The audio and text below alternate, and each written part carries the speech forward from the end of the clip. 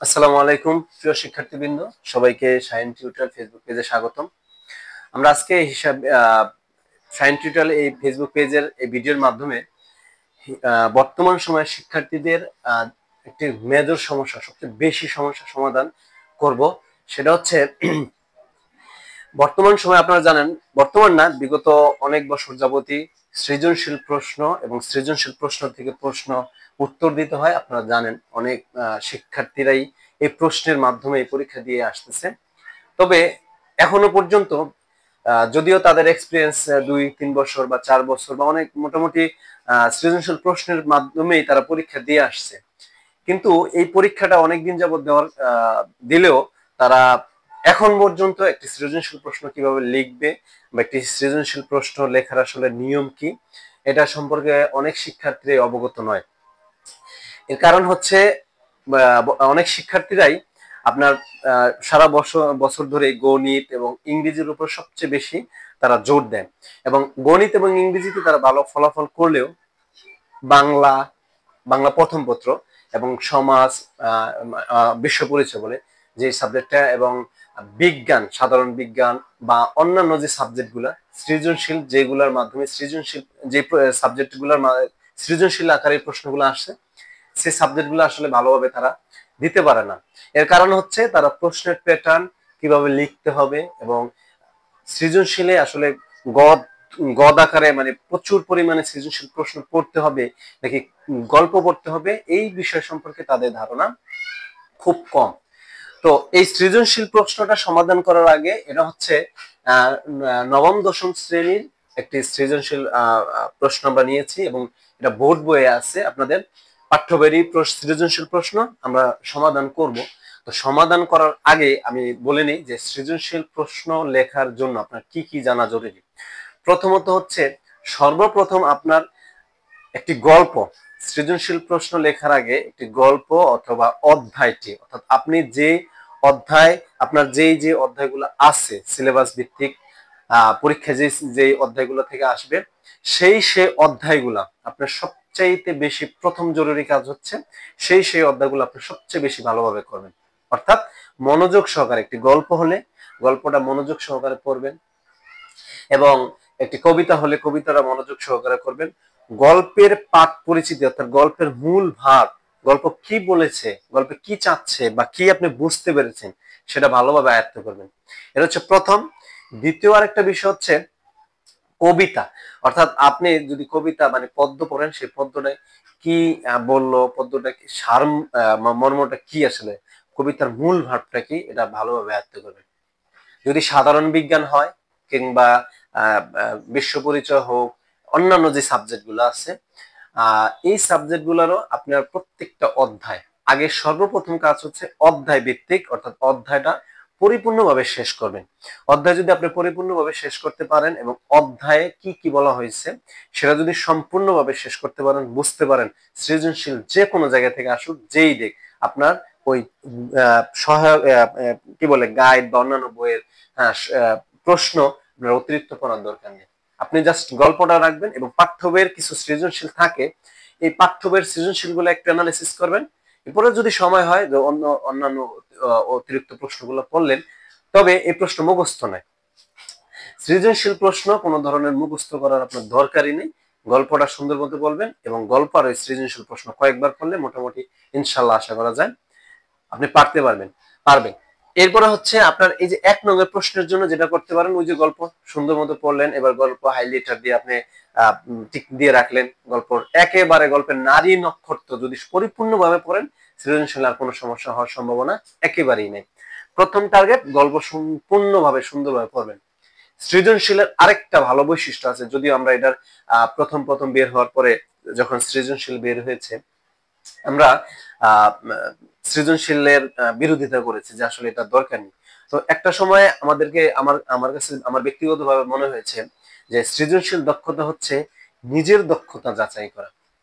আমরা একটা সময় পড়েছি, সেটা হচ্ছে বইয়ে 20টা প্রশ্ন দেওয়া থাকতো, রচনামূলক সংক্ষিপ্ত প্রশ্ন, আমরা গদ বাঁধা নিয়মে সেই 20টা প্রশ্ন পড়তাম, কিংবা 25টা কিংবা 15টা প্রশ্ন পড়ার পরে আমরা যেতাম 5টা প্রশ্ন, 2টা প্রশ্ন বা অধ্যায় ভিত্তিক 1টা 2টা করে প্রশ্ন আসতো, 5 সাবজেক্ট থেকে 10টা প্রশ্ন আসতো, আমরা দিয়ে আসতাম, শেষ। আমাদের দক্ষতা যাচাই হতো না। কিন্তু সৃজনশীলে কিন্তু আপনার নিজস্ব দক্ষতা যাচাই করা যায়। আপনি কোনো কিছু সংগ্রহ করে নিতে পারেন, সংগ্রহ করে লিখতে পারেন, আপনার মতো করে আপনার যৌক্তিক বিষয়গুলো সেখানে উল্লেখ করতে পারেন এবং আপনি ধরতে পারবেন যে প্রশ্নটা কিভাবে আসে। এটা হচ্ছে সৃজনশীলের বৈশিষ্ট্য। অর্থাৎ আমার ব্যক্তিগতভাবে মনে হয় যে সৃজনশীল এই প্যাটার্নটা ঠিক আছে, কিন্তু আমাদের উচিত, আমরা যারা পড়াই, শিক্ষকরা যারা শিক্ষার্থীদের পড়ানো হয়, আমাদের উচিত নিম্নভাবে, মানে সর্বনিম্নভাবে একটি সৃজনশীল কিভাবে লেখা যায় সেটা শিক্ষার্থীদের 1 দিন 2 দিন 3 দিন কিংবা এভাবে কয়েকদিন আমরা ক্লাসে আসলে বোঝানোর চেষ্টা, মানে বোঝানো উচিত আমাদের যে একটি সৃজনশীল প্রশ্ন কিভাবে লিখতে হয়। এই প্রশ্নটি বোঝানোর মাধ্যমে শিক্ষার্থীরা কিন্তু আসলে লিখতে পারবে। আর আমরা যদি 10টা সৃজনশীল গাইড বই থেকে নিয়ে দেই বা নোট বই থেকে দেয় 10টা পড়ো, একটা কমন পড়বো, পড়তে পারে কমন, লিখতে পারবো, কিন্তু শিক্ষার্থীদের অনেক কষ্ট হবে, অনেক হয়রানি হবে যে আসলে প্রশ্নগুলো মুখস্থ করার জন্য। তো আমরা আজকে একটা সৃজনশীল প্রশ্ন দেখাবো, যে কিভাবে এটা সৃজনশীল প্রশ্ন মোটামুটি ভাবে আপনি দিয়ে আসতে পারবেন এবং অতিরিক্ত কোনো লেখার আপনার দরকার নেই। সৃজনশীল প্রশ্নে কোনো প্রকার অতিরিক্ত লেখা দরকার নেই, বইয়ে যেটা চাইবো ঠিক সেইভাবে আপনারা দেওয়ার চেষ্টা করবেন। তো প্রথমত হচ্ছে, এটা একটা সৃজনশীল প্রশ্ন, আমি পড়ি প্রথমে। 2 পুত্র সন্তানের পর কন্যা সন্তান পলাশবাবুর পরিবারের আনন্দের বর্ণনা নিয়ে এলো। অর্থাৎ 2 সন্তানের পরে পলাশবাবু একজন ব্যক্তি, তার ঘরে পরিবারে যেহেতু 2 সন্তান পরে তার কন্যা সন্তান হলো, এজন্য পরিবারে খুবই আনন্দ তার। আচ্ছা, তার নাম রাখা হলো কল্যাণী। সকলের নয়নের মণি কল্যাণী বেড়ে ওঠার সঙ্গে সঙ্গে পলাশ বাবু অর্থাৎ কল্যাণীর বাবা বুঝতে পারলেন বয়সের তুলনায় কল্যাণীর মানসিক বিকাশ ঘটেনি।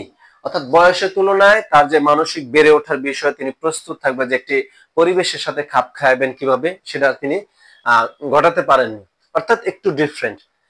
কিছু বললে ফেল ফেল করে চেয়ে থাকে, তার অনুভূতি শক্তি, বোঝার অনুভূতি শক্তি মানসিক ভাবে তিনি আসলে পরিপূর্ণ ভাবে গড়ে উঠতে পারেননি। এটা বয়স বাড়ার সাথে সাথে বুঝতে পারে এবং কিছু বললে ফেল ফেল করে চেয়ে থাকে।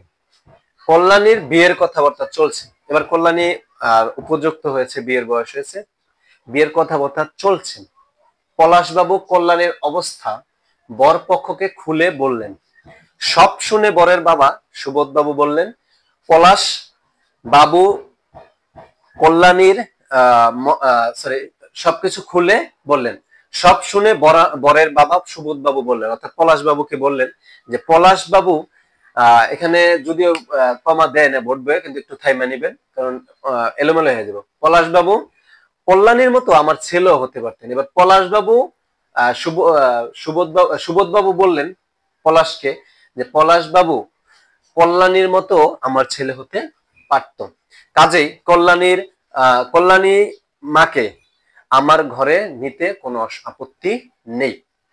এবার আপনার প্রথমে ধরতে হবে যে এই প্রশ্নটা আসলে কোন জায়গা থেকে এসছে। এটা ইজি ভাবে আপনি ধরতে পারবেন যদি গল্প পড়েন। ক্লাস 9ম 10ম শ্রেণীর যারা শোভা গল্প পড়ছে, শোভা গল্পের সাথে এই প্যাটার্নটার উদ্দীপকটা মিল আছে। এখন বলতে পারবেন যে কিভাবে মিল আছে। আপনি যখন আপনি 9ম 10ম শ্রেণীর ওই গল্পটা পড়েছেন, শোভা গল্প, সেখানে দেখবেন শোভাও কিন্তু একজন বাকপ্রতিবন্ধী মেয়ে শোভা গল্পে। এখন শোভা গল্পের শোভা যদি বাকপ্রতিবন্ধী একটি মেয়ে হতে, কথা বলতে পারে না, এটা নিয়ে বাবা মা চিন্তিত। হ্যাঁ, এই গল্প এই উদ্দীপকটা কিন্তু তেমনি ভাবে মিল। শুধু মিলটা কোথায় নেই? মিলটা নেই হচ্ছে কল্যাণী হচ্ছে মানসিক বিকাশ ঘটাতে পারেনি, ফেল ফেল করে চেয়ে থাকে। এইটা কিন্তু শোভা গল্পেও কিন্তু শোভা বাকপ্রতিবন্ধী ছিল, তিনি কথা বলতে পারতেন না। তো এটা নিয়ে কিন্তু এক ধরনের চিন্তাও তাদের এই পরিবারে আসে। শোভা গল্পেও কিন্তু শোভাকে নিয়ে তার বাবা মা এক ধরনের চিন্তায় পড়ে যান। তো আপনি যখন এই আপনার 9ম 10ম শ্রেণীর যে কোনো প্রশ্নে বা যে কোনো পরীক্ষায় যদি আপনি দেখেন এই ধরনের বাক প্রতিবন্ধী বা মানসিক বিকারগ্রস্ত, যাদের নিয়ে চিন্তিত বা যারা একটু মানে সমাজ চিন্তিত, এই ধরনের যদি আর কোনো প্যাটার্ন আসে বা উদ্দীপক আসে, তাহলে বুঝতে হবে যে এটা শোভা গল্প থেকে আসছে। এখন আপনি কিভাবে চিনবেন? আপনি যখন এইখান থেকে এই প্রশ্নটা দেখার পরে শোভা গল্প ভালোভাবে করবেন, আপনি বুঝতে পারবেন যে এটা শোভা গল্প থেকে আসছে। এটা হচ্ছে প্রথম। দ্বিতীয় আরেকটা টেকনিক, সেটা হচ্ছে আপনি ক নম্বর প্রশ্নটা দেখলে বুঝতে পারবেন যে শোভার গ্রামের নাম কি। এই প্রশ্নটা লেখা আছে শোভার গ্রামের নাম কি। তো এইখানে এই প্রশ্নের প্যাটার্ন আপনি ধরতে পারবেন গল্প পড়ার মাধ্যমে। তাই প্রশ্নটা কিভাবে বুঝতে পারলেন যে এটা শোভা গল্প থেকে আসছে?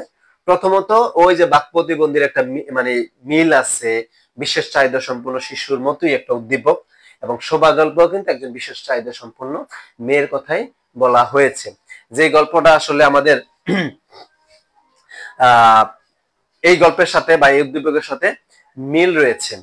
তো আর দ্বিতীয়ভাবে আপনি বুঝতে পারবেন যে শোভা গ্রামের নাম কি, এটা উল্লেখ আছে, তাহলে বুঝতে পারবেন যে এটা শোভা থেকে আসছে। তো ক নম্বর প্রশ্ন আমি দেখা নিলাম না, এটা আপনারা যখন গল্প অতিরিক্ত পড়বেন তখন আপনারা বুঝতে পারবেন যে এটা অ্যান্সার কি। এটা অ্যান্সারটা হচ্ছে চণ্ডীপুর। শোভার গ্রামের নাম কি?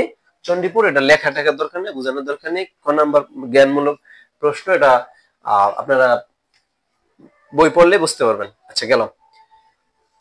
পিতামাতার নীরব হৃদয় ভার কথাটি দ্বারা লেখক কি বুঝাতে চেয়েছেন?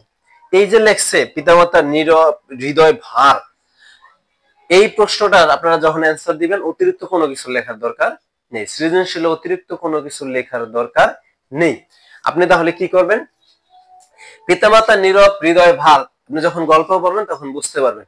শোভা গল্পটি যখন পড়বেন তখন বুঝতে পারবেন যে শোভা যখন তার মা বা বাবা বুঝতে পারেন যে শোভা আস্তে আস্তে বড় হচ্ছে, কিন্তু শোভা আসলে কথা বলতে পারছে না, হ্যাঁ, কারো কাছ থেকে কোনো কিছু নিজের অনুভূতিটা প্রকাশ করতে পারছে না।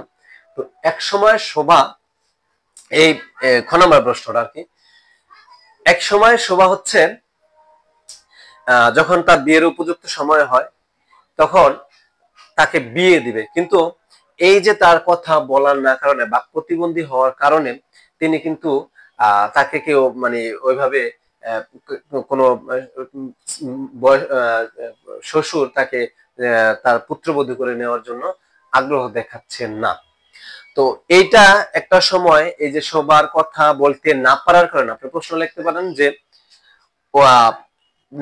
পিতামাতা নীরব হৃদয় ভার কথাটি দ্বারা বোঝানো হয়েছে শোভা গল্পে শোভা শোভা বাক প্রতিবন্ধী হওয়ার কারণে তার বিয়ের বয়স হলেও তার বিয়ে হচ্ছে না। এই নিয়ে সমাজের মানুষ কানাকানি করে এবং একসময় মিথ্যা অপবাদ দেয়।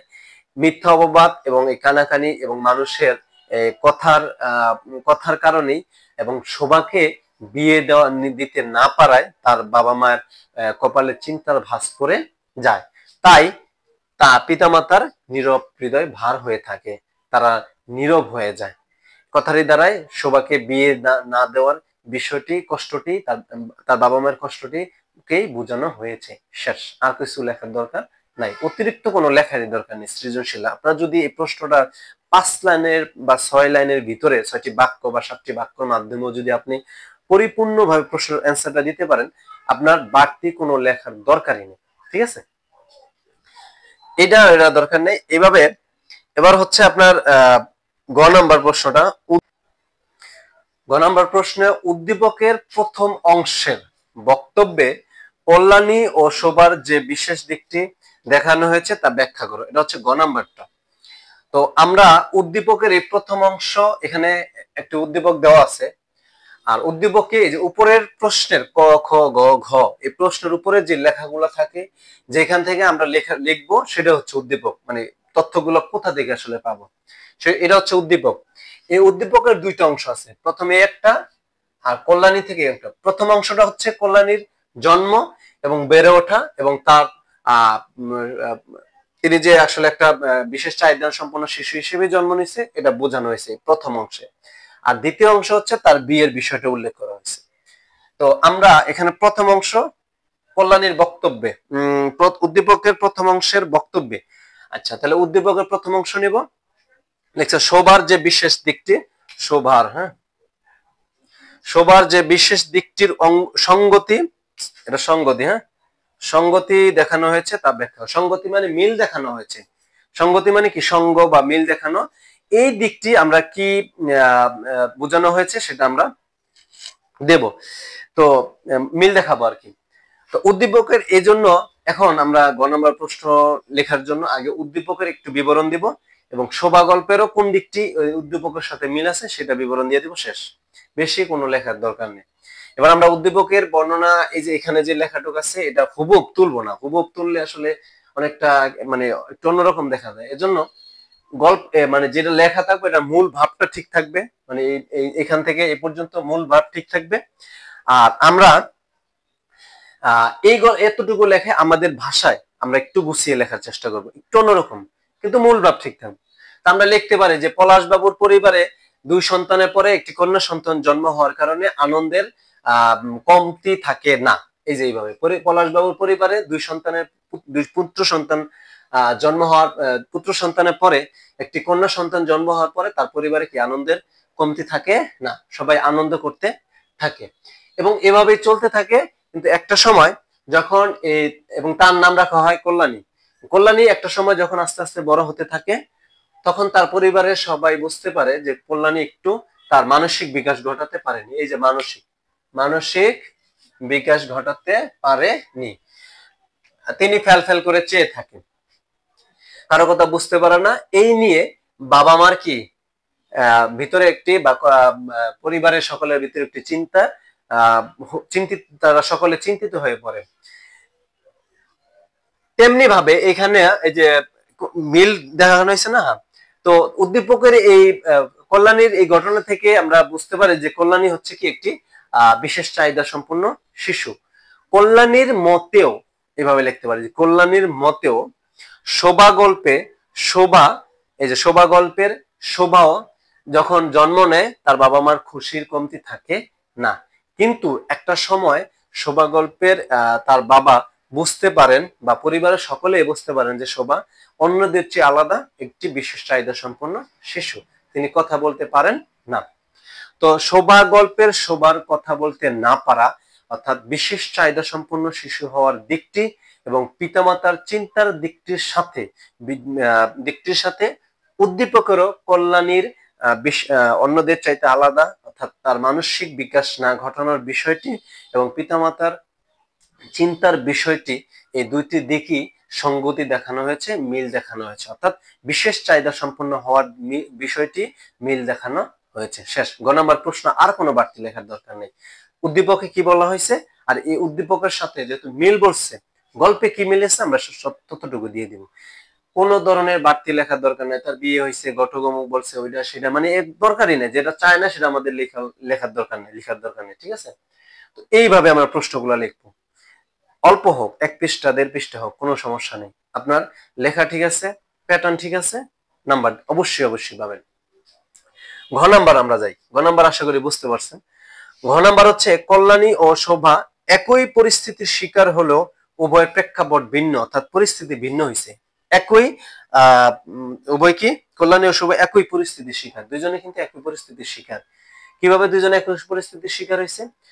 কল্যাণীর এখানে বিয়ের বিষয়টা উল্লেখ আছে, এটা একটা পরিস্থিতি শিকার হয়েছে তিনি, এবং সেখানে আমরা এই উদ্দীপকটা পড়লে আমরা বুঝতে পারবো যে সেখানে যে কি লেখা আছে, কল্যাণীর বিয়ের কথাবার্তা চলছে এবং পলাশবাবু কল্যাণীর অবস্থা বরপক্ষকে খুলে বললেন, অর্থাৎ কল্যাণীর বাবা বরপক্ষকে সবকিছু খুলে বললেন কল্যাণীর সম্পর্কে, যে তিনি বিশেষ চাহিদা সম্পন্ন শিশু।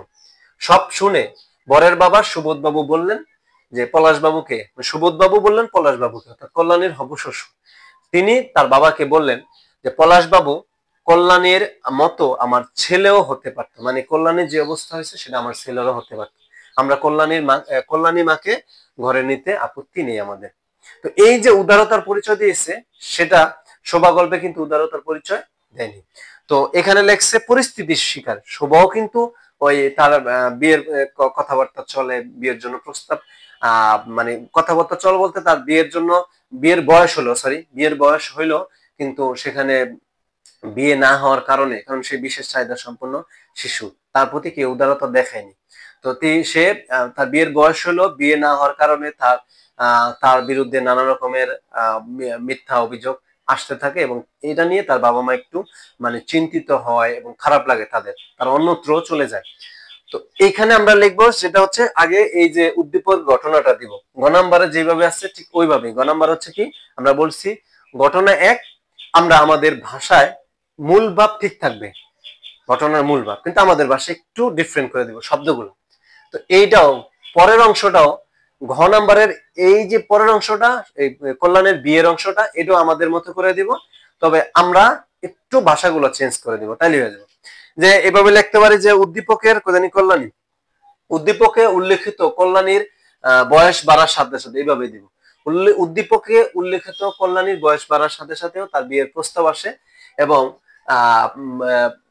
বিয়েতে পলাশবাবু তার বাবা পলাশবাবু সুবোধ বাবুকে কল্যাণী সম্পর্কে সবকিছু খুলে বলেন এবং এতে কল্যাণীর বাবা খুশি হয়ে তাকে কল্যাণীকে তার ঘরে বউ হিসেবে তুলে নিতে আপত্তি জানায়। দিকটি সুবোধ বাবুর এই ঘরে তোলার তার সুবোধ বাবু কল্যাণী সম্পর্কে সবকিছু জেনেও তার ছেলের বউ হিসেবে ঘরে তুলে নেওয়ার জন্য বা ছেলের বউ হিসেবে নেওয়ার জন্য যে উদারতার পরিচয় দিয়ে যে পরিচয় দিয়েছেন তা হচ্ছে উদারতার পরিচয় এবং তার প্রতি কি ভালোবাসার পরিচয় দিয়েছেন। কিন্তু কল্যাণীর প্রতি উদ্দীপকে কল্যাণীর প্রতি ভালোবাসার দিকটি বা ভালোবাসা বা উদারতার দিকটি ফুটে উঠলেও বা দিকটি উদারতার দিকটি দেখানো হলেও শোভা গল্পে সবার প্রতি উদারতার দিকটি দেখানো হয়নি।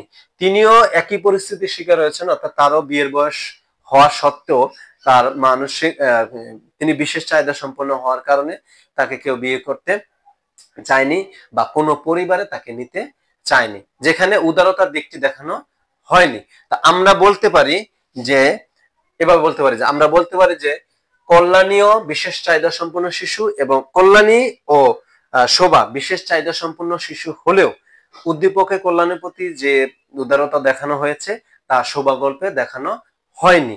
তাই দুজনের একই পরিস্থিতি হলেও দুজনের প্রেক্ষাপট এবং পরিণতি একটা সময় ভিন্ন হয়। সৃজনশীল এতটুকু শেষ, আর না, এটা 1.5 পৃষ্ঠা কি 2 পৃষ্ঠা হলে যথেষ্ট। তো যা চাইছে তাই, এখানে তার বাবাকে কে কি বললো, তিনি কি করলো, অমুক মানে তার কোনো ঘটনা এখানে অন্য ঘটনা উল্লেখ করার দরকার নেই।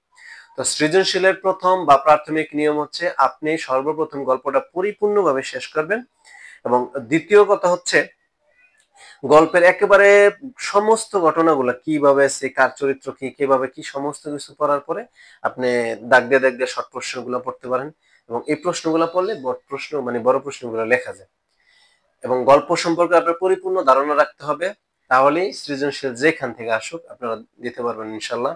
এবং এটার জন্য বড় মানে 10টা 15টা একটা গল্পের জন্য 10টা 15টা 5টা 8টা 9টা 10টা এরকম সৃজনশীল পড়ার মুখস্থ করা দরকার নেই, টানা গল্প পড়বেন সেখান থেকে কি প্যাটার্নে লিখতে হইব গল্প হালকা একটু দেখলেন, সৃজনশীল প্যাটার্নটা উত্তর শিটে কিভাবে দেওয়া আছে, শেষ। এতটুকু, এটা গদবাঁধা নিয়মে কোনো প্রকার মুখস্থ করার দরকার নেই। তো আমরা পরবর্তী ক্লাসে পরে অন্য একটা প্রশ্নের মাধ্যমে দেখানোর চেষ্টা করব যে আবার আরেকটা গল্পের মাধ্যমে দেখানোর চেষ্টা করব যে অন্য অধ্যায় থেকে আপনারা কিভাবে মানে সৃজনশীল প্রশ্ন দিতে পারবেন, যেটা পদ্য হোক গদ্য হোক বা গল্প হোক, যেখান থেকে আমরা যেখানে একটা নিয়ে চেষ্টা করব আপনাদেরকে বুঝিয়ে দেওয়ার জন্য। সকলে ভালো থাকেন, সুস্থ থাকেন। আসসালামু আলাইকুম রহমতুল্লাহ।